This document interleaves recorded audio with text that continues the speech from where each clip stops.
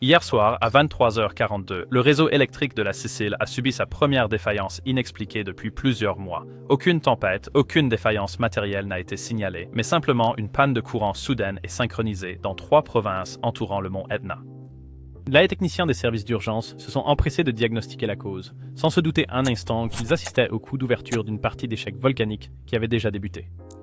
Parce que sous leurs pieds, le même schéma sismique qui a déclenché un cycle d'éruption de 417 jours en 2008 est en train de se réactiver. Ce n'est pas un simple bruit volcanique aléatoire, c'est une préparation systématique. Comme si la montagne testait méthodiquement chaque faiblesse de l'infrastructure sicilienne avant de lancer sa prochaine attaque soutenue. Et cette fois, les enjeux sont exponentiellement plus élevés. En 2008, le cycle incessant d'éruption de l'Etna a provoqué l'effondrement des routes, détruit les systèmes de câbles et transformé les déplacements quotidiens en un pari risqué avec la roche en fusion. Mais l'infrastructure de la Sicile était plus simple à l'époque. Aujourd'hui, les câbles à fibre optique qui acheminent le trafic Internet de l'Europe serpentent autour de la base de l'Etna. Les raffineries de carburant méditerranéens se trouvent à portée des coulées pyroclastiques. Les systèmes de navigation aéroportuaire dépendent de tours qui se dressent directement sur les chemins historiques de la lave. Les scientifiques ont confirmé que le compte à rebours volcanique a redémarré. La question n'est plus de savoir si les systèmes critiques de la Sicile vont céder, mais si l'Europe moderne pourra survivre à 417 jours de sabotage volcanique systématique, ciblant l'infrastructure qui maintient tout un continent connecté. Le 13 mai 2008, l'éruption du mont Etna a été accompagnée par plus de 200 séismes et une déformation significative du sol dans la zone du sommet, déclenchant immédiatement des sessions d'urgence à l'Institut national de géophysique et de volcanologie d'Italie, l'INGV. Les données sismiques ont mis en évidence 4 couches sismiques distinctes sous l'Etna, avec des foyers peu profonds directement liés à l'instabilité des flancs. Le docteur Marco Ferretto Carlino de l'Observatoire de l'Etna de l'INGV a décrit ce phénomène comme un mouvement chorégraphié du magma, générant des transferts de pression systématiques. L'éruption a persisté à un rythme de diminution progressive pendant précisément 417 jours, jusqu'au 6 juillet 2009, ce qui en fait la plus longue éruption de flanc depuis l'événement de 1991 à 1993, qui avait duré 473 jours. Les stations GPS ont enregistré un glissement des flancs étalant jusqu'à 2 mètres durant l'éruption, causant des dommages structurels aux maisons perchées sur les pentes du volcan. Les moniteurs sismiques ont détecté des schémas systématiques. Des essaims sismiques se sont produits dans des volumes sismogéniques peu profonds, intermédiaires et profonds, correspondant à des étapes distinctes de remontée magmatique. Des capteurs de température ont enregistré des anomalies thermiques atteignant une température brûlante de 1200 degrés Celsius au niveau des évents actifs. Les spectromètres à gaz ont mesuré les émissions de dioxyde de soufre, atteignant un pic de 8000 tonnes par jour pendant l'activité maximale.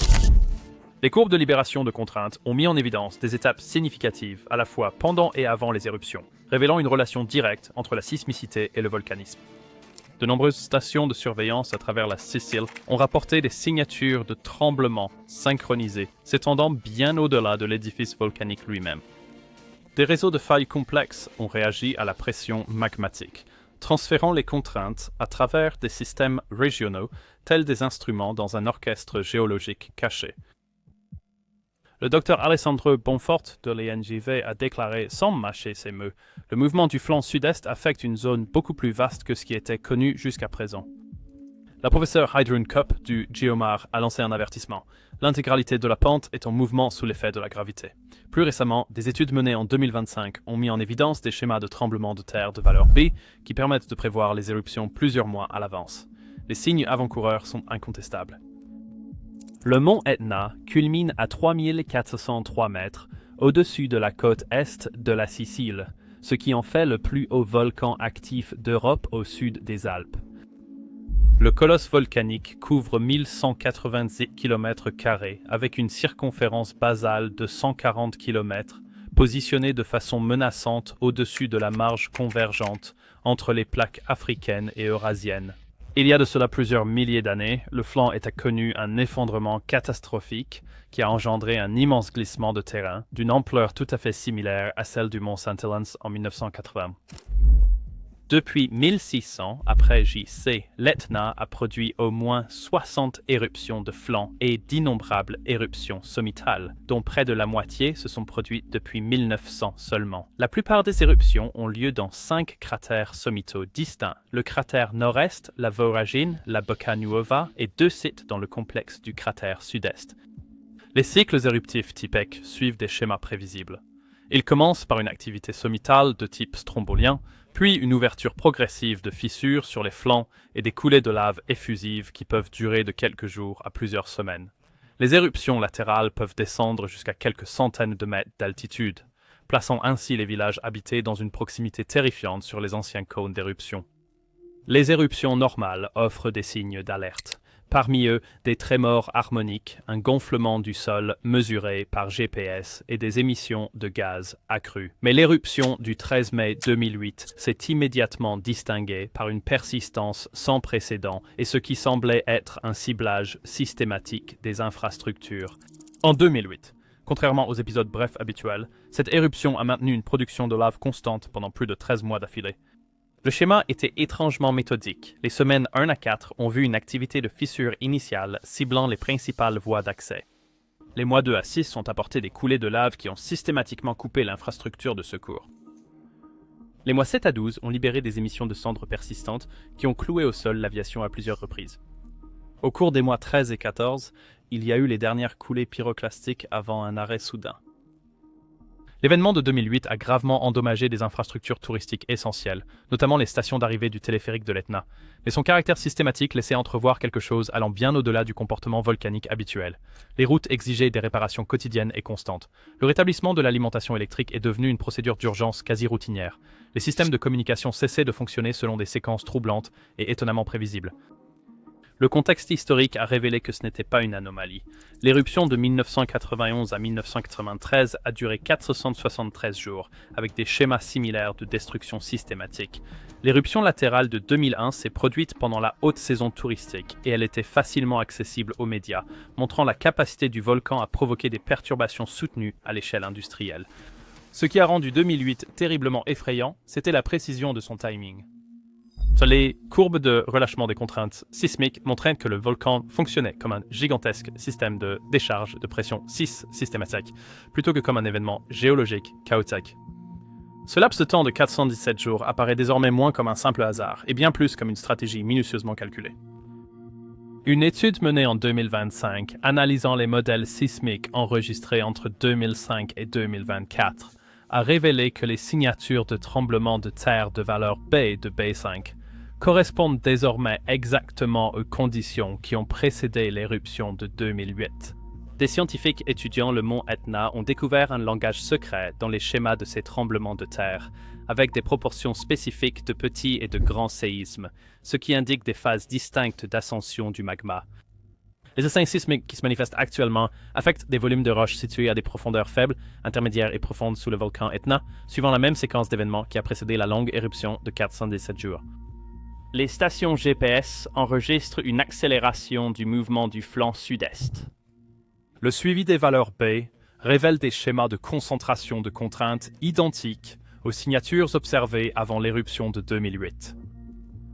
Les satellites thermiques détectent des anomalies de température sur des évents qui étaient auparavant inactifs.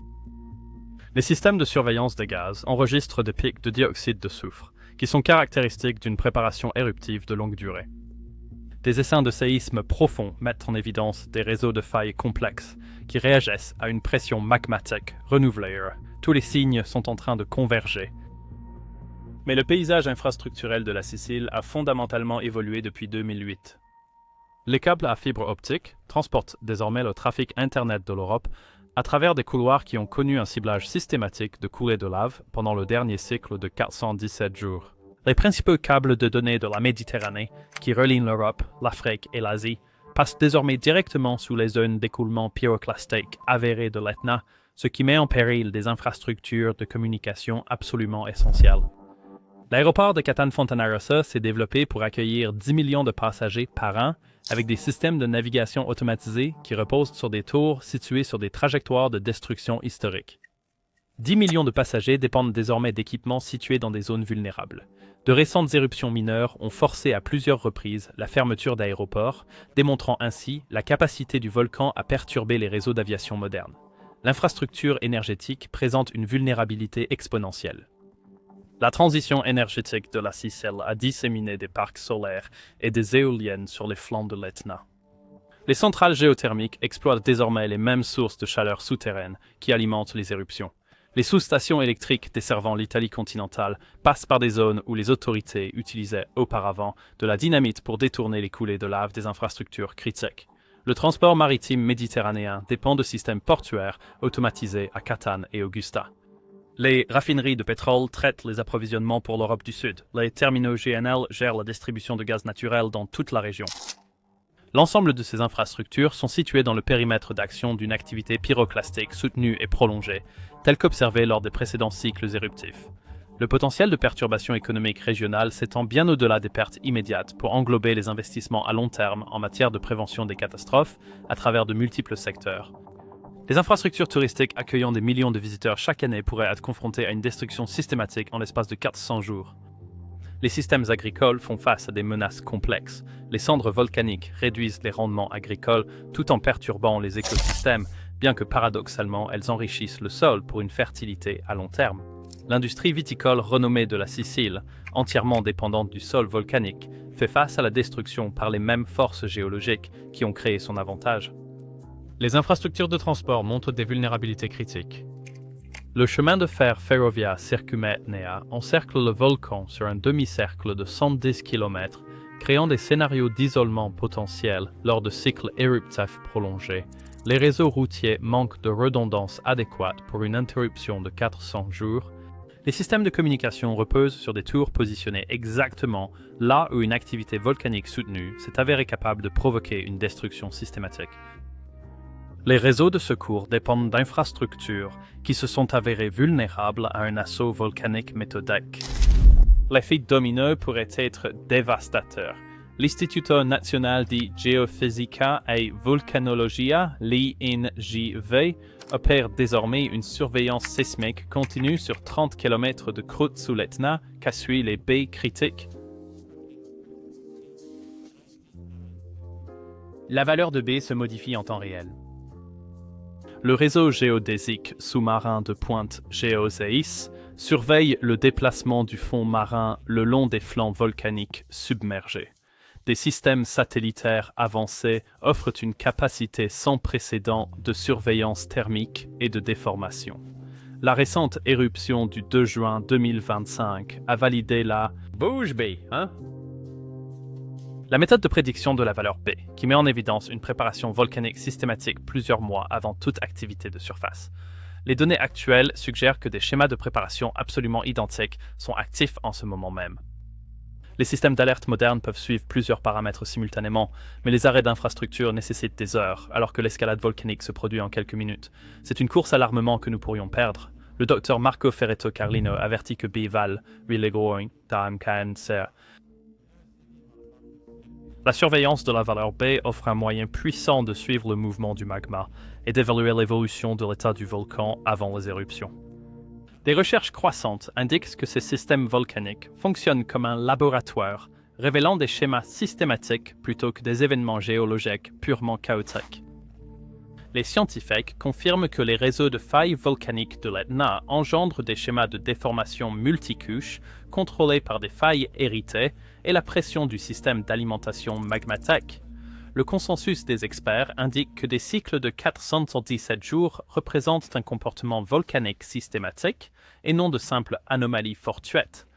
Pourtant, près d'un tiers de la population sicilienne vit sur les pentes volcaniques de l'Etna.